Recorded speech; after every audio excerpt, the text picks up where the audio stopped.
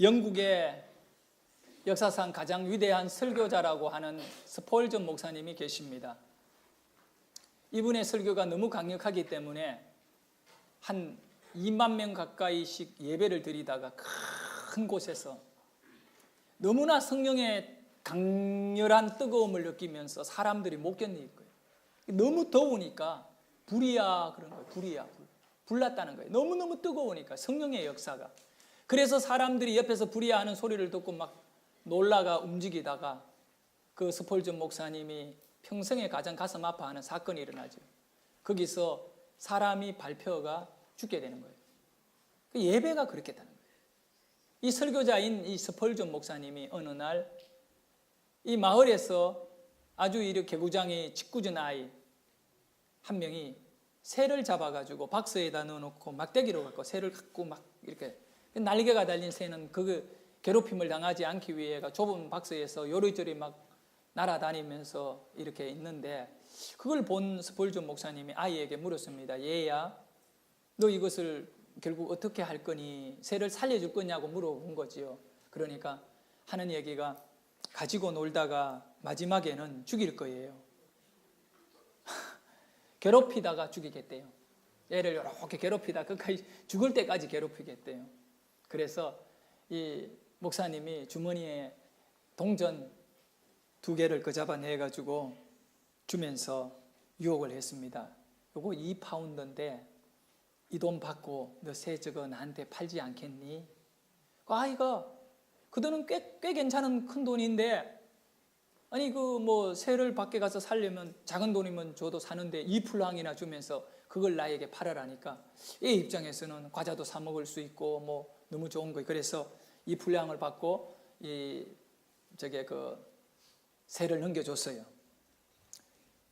결국 이 새를 가지고 스폴전 목사는 그 아이가 보는 앞에서 박스를 열고 하늘로 날라 보냈습니다. 애가 너무 의아해한 거예요. 아니 이 아저씨가 그걸 그냥 날려주려고 샀다는 거예요. 그리고 이틀이 지났습니다. 그날이 바로 부활주일이었습니다. 스폴전 목사님은 강단에 서서 그가 한 설교 가운데 이런 내용의 말씀을 전했습니다. 마귀는 인간을 괴롭히다가 끝내는 죽이는 것입니다. 그러나 하나님께서는 독생자를 십자가에 내어주는 엄청난 값을 지불하고 우리를 그 마귀로부터 사서 자유케 하셨습니다. 이 사건이 바로 예수님의 십자가요 부활의 역사입니다. 자, 이 시간에 한번 제가 주일학교 때 우리 주일학교 아이들을 설교하면서 만든 설교, 우리 아이들이요, 내가 설교를 지금 1월 달부터 했는데 오늘같이 조용한 적은 없어요. 요 대목에 나오니까 영적인 대목에 우리 아이들이 폭 빠져가지고 단 한 명도 요거 보여줄 때에는 뭐 다른 짓 안 해요. 그래서 우리 어른들도 똑같이 봐야 될 것 같아가 한번 보여주도록 하겠습니다. 오늘은 우리 이렇게 나오면 애들은요 부활절 주일 오늘은 부활절 주일입니다. 이거 주일학교 설교예요. 그리고 자, 이 성경이 말씀하는 예수 그리스도를 우리는 바로 알아야 됩니다. 우리 아이들도 예수님을 바로 알아야 되듯이 성경이 말씀하는 예수 그리스도. 세상의 사람들은 각자가 예수 그리스도가 어떤 분이라는 것은 자기의 지식과 판단 안에서 멋대로 평가를 내리는데 우리 크리스찬들은 예수 믿는 여러분들은 자기 생각으로 예수를 보지 말고 성경대로 보고 믿기를 바라겠습니다. 가장 중요한 것은 성경이 말하는 예수 그리스도는 네 가지입니다. 첫째는 성경에 예수님은 십자가에 죽으셨다는 거예요. 십자가에 죽기 위하여 이 땅에 오셨고 십자가에 죽으셨다. 우리는 그 예수를 보아야 하는 것입니다.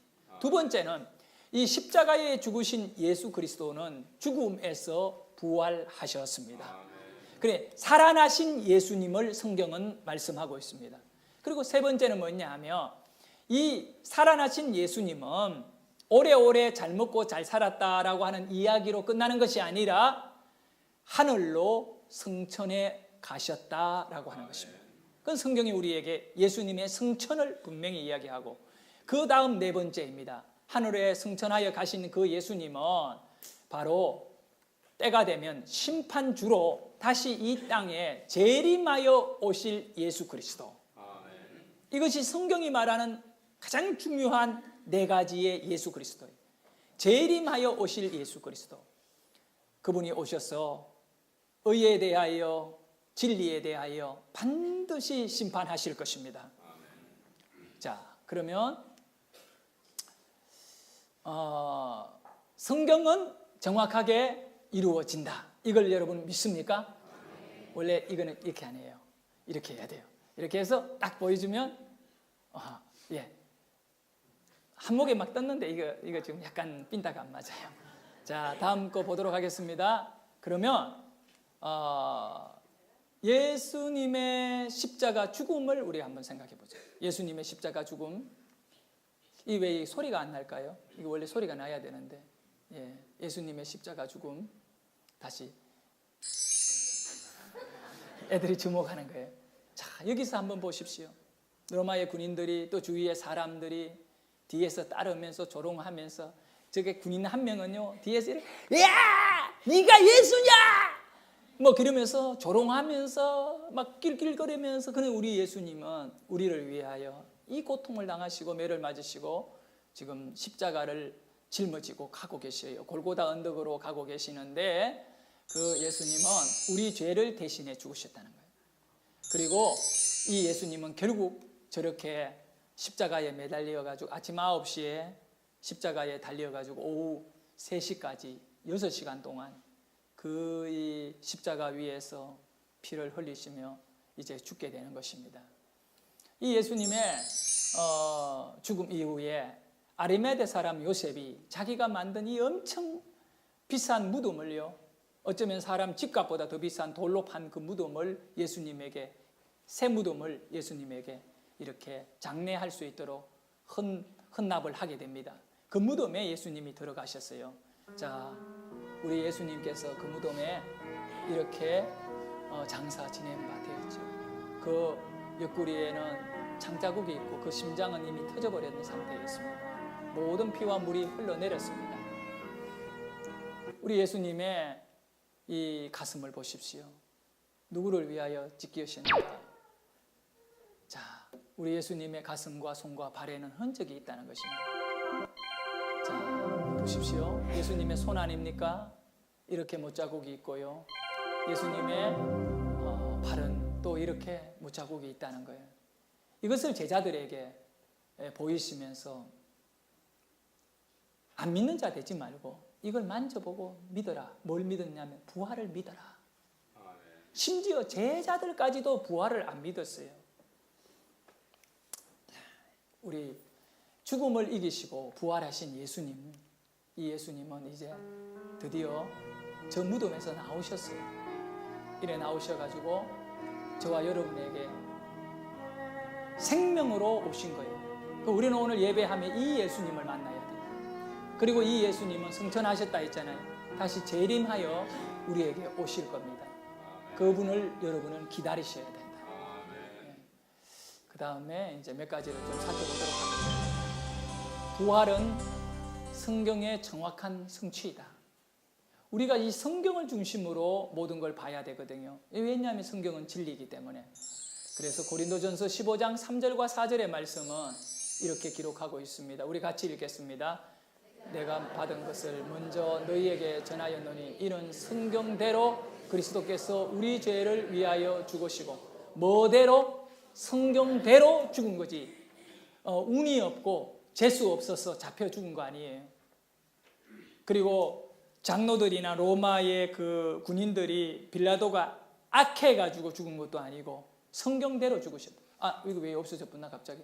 예, 두 번째 거 아니야. 두 번째 거 이제 보십시다. 4절에 또 놀라운 말씀이 있어요. 장사 지낸 바 되셨다가 뭐대로 살아났다? 자, 따라합니다. 성경대로 십자가에 죽으시고 성경대로 살아나셨다. 부활하셨다는 거죠.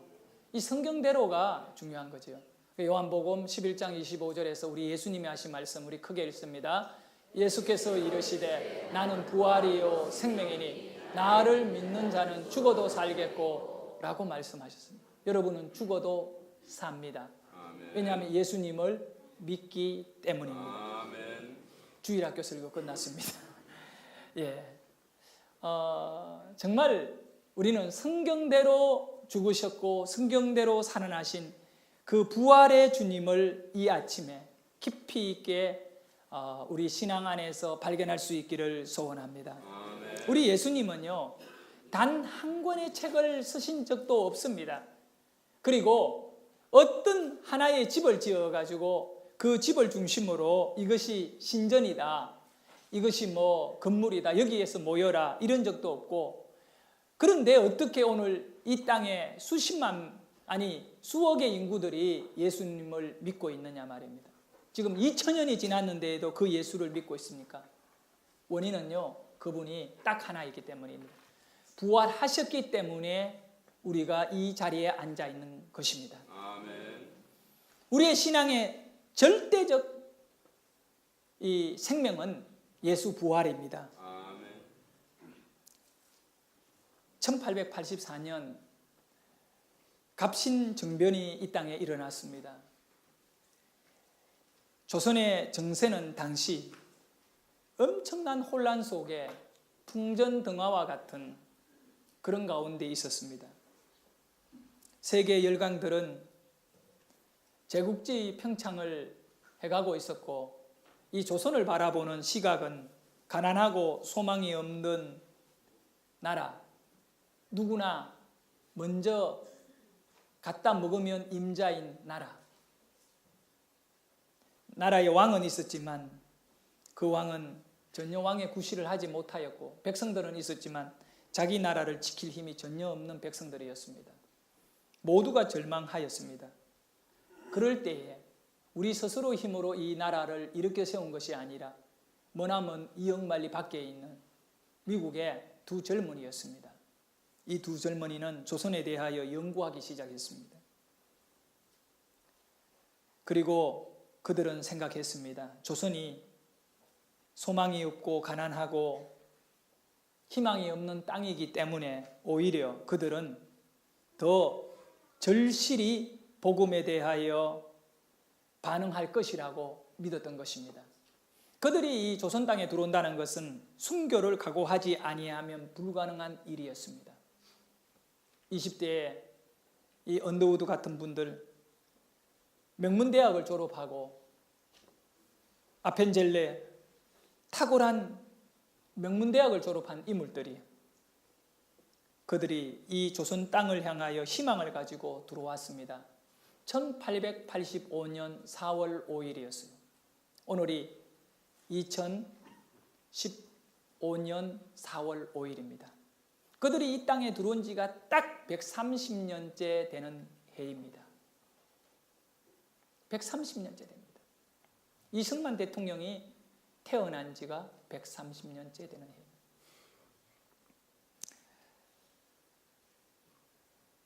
(4월 5일) 그날은 바로 부활주일이었습니다. 이 조선 땅에는 교회 하나 없었지만 이 부활의 아침은 밝아지기 시작했습니다. 그리고 황무지 같은 소망의 빛을 잃어버린 비참한 이 땅에 들어온 아펜젤레 선교사는 조선에 도착하여 첫 번째로 선교 본부에다가 편지를 보냈습니다. 그 첫 번째 편지의 내용에 이런 글이 있습니다. 우리는 부활절에 이곳에 왔습니다. 그날 사망의 철창을 쳐부시고 부활하신 주님께서 조선의 결박을 끊어주시고 하나님의 자녀로 빛과 자유의 세계로 인도해 주시기를 기도했습니다. 아멘. 할렐루야. 오늘 이 나라의 번영과 축복은 이 백성들이 지금 역사 속 지금같이 최고의 문화를 일구고 잘 나가던 시대는 없었던 것입니다. 만약에 이 민족 가운데에 복음이 들어오지 않았다면 과연 오늘 대한민국이 있겠는가 말입니다. 오늘 대한민국이 있겠는가? 우리가 기독교인이기 때문에 그렇다라고 말하기 이전에 정말 역사를 아는 사람이라면 기독교가 이 민족을 살렸다라고 분명히 말할 것입니다. 여러분, 이 민족과 나라를 살렸지만 그것보다 더 의미 있는 것은 나와 여러분 한 사람 한 사람을 살려주었다는 것입니다. 아멘. 그런데 이것은 바로 부활신앙입니다. 아멘. 얼마나 이 한반도가 축복받은 땅인지 몰라요. 왜 그러냐면 복음이 들어오는 선교사, 공식적 선교사가 부활절 아침에 들어왔다는 겁니다. 그들이 샌프란시스코를 출발해가지고 태평양에 그친 파도를 이렇게 넘어서 그 당시에 해난 사고도 얼마나 많은 때입니까?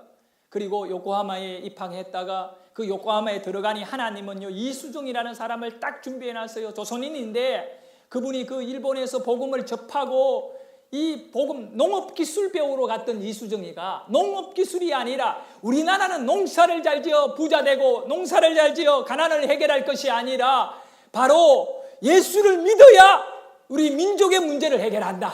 아멘. 그때 이 이수정 씨를 가르쳤던 농업기술자가 일본인 농업기술자가 예수 믿는 사람이었어요.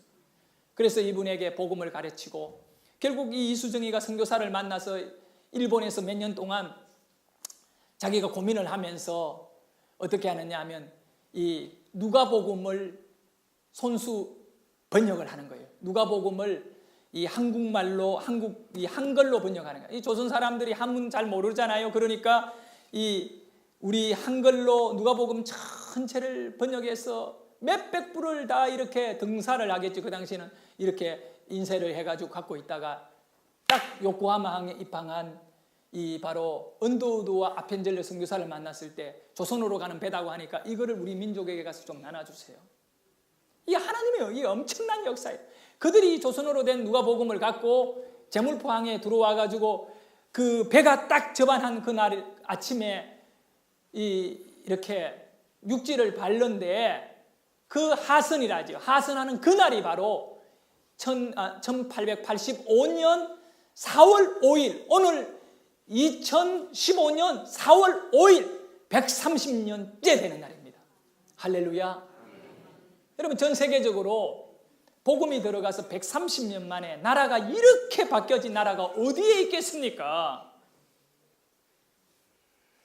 이 놀라운 은혜가 멀리 찾지 말고 여러분 자신이 구원받고 여러분이 이 부활의 소망 안에 주인공 된 것을 감사할 수 있기를 바라겠습니다. 그런데 예수님요 부활을 사람들이 잘 안 믿어요. 이것만 믿으면 인생은 확 뒤집어지는데 이걸 잘 못 믿어요. 근데 여자들도 못 믿었어요. 무덤에 달려갔던 여자들도 5절에 오늘 5절 말씀에 보면 이 성령이 이 천사들이 이 여자들에게 책망합니다. 여자들이 비어있는 무덤을 본 거예요. 그리고 막 놀라가 두려워가지고 우리 예수님의 시체를 누가 치웠는가 어떻게 되었는가 그들이 막 근심에 빠지고 혼란에 이렇게 빠져있을 때 천사 2명이 나타났어요. 2명의 천사가 나타나가 뭐라고 말했냐면 우리 한번 따라하세요. 어찌하여 산자를 죽은 자 가운데서 찾느냐. 우리의 신앙은 살아계신 예수님입니다. 여러분은 이 죽은 자 가운데 예수를 찾지 않기를 소원합니다. 책망하잖아요. 어찌하여 산자를 죽은 자 가운데에서 찾느냐. 이것이 기독교의 가장 중요한 진리인 것입니다. 예수님 살아계시고요. 그런데 이것은 또 예수님의 제자들도 믿지 않았다는 거예요. 예수님의 제자들도 그 예수님의 부활을 믿지 않았던 것을 24장 오늘 읽은 24장 11절에 볼까요? 예수님의 제자들이 어떻게 반응한 사도들은 그들의 말이 허탄한 듯이 들려 믿지 아니하나. 안 믿은 거예요. 뭘 안 믿었어요? 예수님의 부활을 믿지 않았던 거예요. 뭐 우리 예수 안 믿는 사람들이 예수님 부활 안 믿는 거 당연한 것 같아요. 예수님의 제자들도 부활을 믿지 않았습니다. 그러나 베드로는 우선 확인해보자 그러고 무덤을 향하여 달려갔습니다. 그 무덤에 달려가서 비어있는 무덤을 확인하고 다시 돌아오게 되는 것입니다. 누가복음 24장 36절에서 40절 말씀해 보면 특별히 이 38절에 예수님께서 책망하시기를 어찌하여 마음에 의심이 일어나느냐, 너희들이 왜 못 믿느냐. 그리고 39절에는 이렇게 말씀합니다. 우리 같이 읽겠습니다. 내 손과 발을 보고 나인 줄 알라. 또 나를 만져보라. 영은 살과 뼈가 없으되 나는 보는 바와 같이 있느니라. 할렐루야. 안 믿는 자 되지 말라는 거예요. 나를 한번 이렇게 만져보고 나를 좀 믿으라는 것입니다. 여러분 믿으시기를 바라겠습니다. 인도에서요, 수년 전에 석가모니의 사리로 추정되는 것을 발견했다고 이렇게 나오면서 이 불교 국가들이 막 떠들면서, 인도도 마찬가지겠습니다만 그 사리가 막 엄청난 양을 발견했다는 거예요. 그래서 아마 우리나라에도 그 사리를 이렇게 갖고 와서 전시했을 거예요. 어디 절에서 전시하고, 전 세계의 그 석가모니 사리를 갖고 이렇게 다니면 전시도 하고 이런 거로 알고 있습니다. 그렇게 하고 있을 때 인도에 있는 한 선교사가 죽은 지 수천 년 되는 석가모니의 뼈 조각 하나를 몇 개를 발견하고 사리를 발견했다고 해서 그렇게 막 열광하는 모습을 보면서 이런 글을 썼던 것입니다.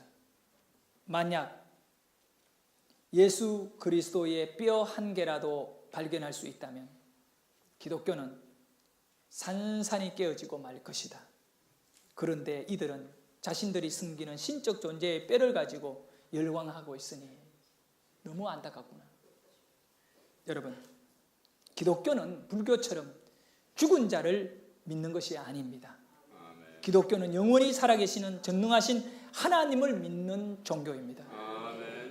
살아계신 하나님을 믿고 사망 권세를 이기시고 부활하신 예수님을 여러분의 인생에, 내가 멀고 험한 세상길 방황하며 살아갔지만, 나그네 같은 인생의 길을 갔지만 그 예수님으로 인하여 나는 길을 찾았고 나는 오늘 소망을 갖고 살아간다. 이것이 나와 여러분의 고백이기를 소원합니다.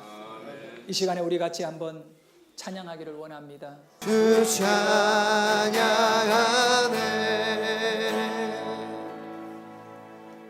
영국에 아주 유능한 변호사 중에 프랭크 모리슨이라고 하는 분이 계십니다. 탁월한 분입니다. 무신론자입니다. 근데 이 변호사가 수많은 이런 사건들을 변호하고 이러는 가운데에 인생의 참 의미가 사람들을 잘 도와줘야 된다라고 하면서 이렇게 고민하는 가운데 그 전 인류적으로 보면 가장 큰 사기극이 뭐냐 하면 예수가 부활했다는 사실이다. 이 변호사의 입장에서 이 땅에 지금 수억의 인구가 예수를 믿고 있고 과거에도 믿었고 앞으로도 믿을 건데 이 기독교는 예수의 사기다는 거죠. 그래서 이 사람들이 여기에서 좀 벗어나야 된다.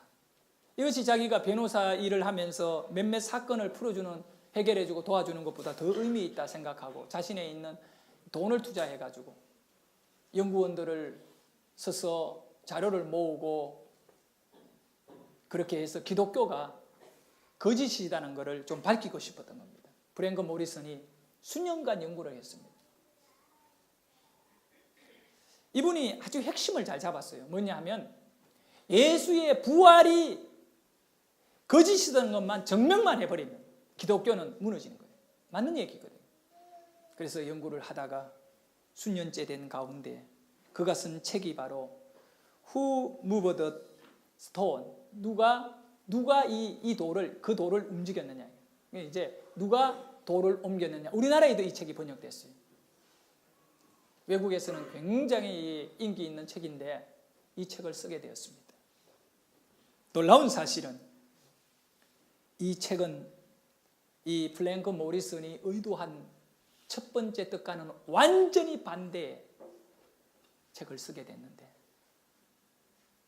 그는 이 책을 낼 적에 독실한 크리스찬이 되어 있었습니다. 아멘. 누가 이 예수의 무덤에 돌물을 옮겼는가? 자기는 부정하고 싶어서 발광을 하면서 돈을 투자해서 연구하고 해봤지만 결국은 너무나 역사적 사건들과 모든 그런 자료들을 통하여 확연하게 드러나는데 예수는 부활하셨다는 거예요. 아멘. 그래서 그가 엎드리게 되는 거예요. 그리고 그가 이제 용기를 얻어서 다시 책을 썼는데 이 책인 거예요. 누가 돌문을 옮겼는가? 아멘. 옮겼는가? 그리고 이 책은 예수의 부활을 확신하는 책입니다. 아멘. 사랑하는 여러분, 데살로니가 전서 4장 13절에서 18절 말씀을 한번 볼까요? 형제들아, 자는 자들에 관하여는 너희가 알지 못함을 우리가 원하지 아니하노니 이는 소망 없는 다른 이와 같이 슬퍼하지 않게 하려 함이라. 여기 자는 자는 죽은 자를 말합니다. 그리고 우리가 예수께서 죽으셨다가 다시 살아나심을 믿을진데 이와 같이 예수 안에서 자는 자, 즉 죽는 자들도 하나님이 그와 함께 데리고 오시리라. 아멘. 우리가 주의 말씀으로 너희에게 이것을 말하노니 주께서 강림하실 때 재림이잖아요. 우리 살아남아 있는 자도 자는 자보다 결코 앞서지 못하리라. 아멘. 주께서 호령과 천사장의 소리와 하나님의 나팔 소리로 친히 하늘로부터 강림하시리니. 여러분, 성경은요 예수님의 재림을 분명히 말씀하고 있습니다. 아멘. 그분이 재림할 수 있는 것은 그분이 부활하여 살아나셨기 때문에 재림이 가능한 것입니다. 그리스도 안에서 죽은 자들이 먼저 일어나고 그 후에 우리 살아남은 자들도 그들과 함께 구름 속으로 끌려올려 공중에서 주를 영접하게 하시리니 그리하여 우리가 항상 주와 함께 있으리라. 할렐루야. 우리는 이렇게 귀한 신앙생활을 하는 것입니다. 아멘. 우리 같이 기도하십시다.